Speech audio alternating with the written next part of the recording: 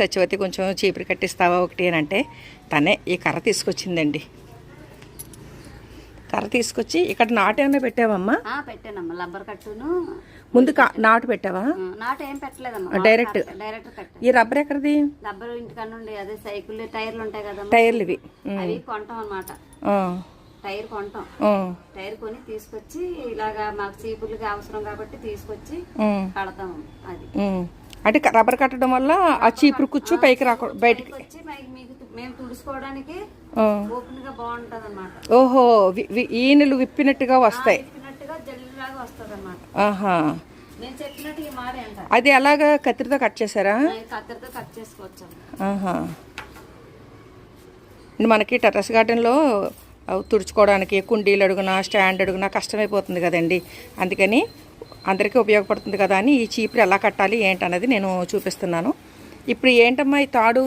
ఇది తాడు చీపురు కుచ్చులాగా వచ్చి, ఈ తాడు మామూలు తాడే కదా? మామూలు తాడు పురుకోసని కట్టుకోవాలంటే తాడు కొద్దిగా గట్టిగా ఉంటుంది అని పురుకోస అయితే వర్షానికి తడిసిపోతా, అందుకని పురుకోస కాకుండా గట్టి తాడు గట్టిగా ఉంటుంది, టైట్ గా ఉంటుంది కదా అనుకుని ఇది కడుతున్నాను.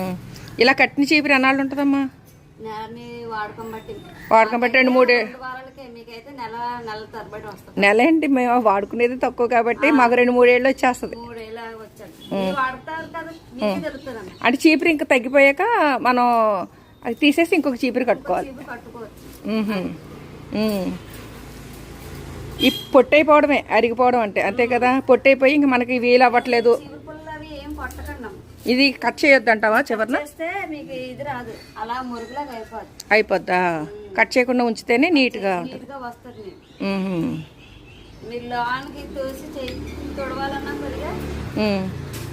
ఇప్పుడు ఇంకా కింద కూడా కట్ చేయాలి ఏమన్నా?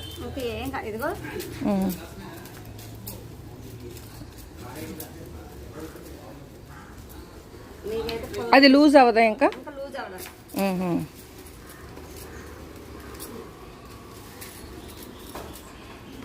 తుడి చూపిస్తున్నావా? తుడి ఒకసారి చూద్దాం.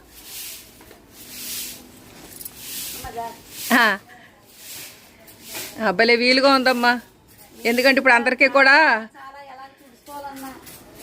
ఈ నడువు నొప్పులు కాళ్ళ నొప్పులు అందరికీ ఇంకా. చాలా థ్యాంక్స్ అమ్మా, చాలా ఈజీగా చేసేసావు. అది మరి లూజ్ అయితే పరిస్థితి ఏంటి? అవ్వదా? ఇంకొక తాడు కట్టాలా కింద? మళ్ళీ రబ్బర్ కడతావా? ఓహో, ఓకే ఓకే. ఆహా, దానిపైన ఇంకొకసారి రబ్బరు గట్టిగా.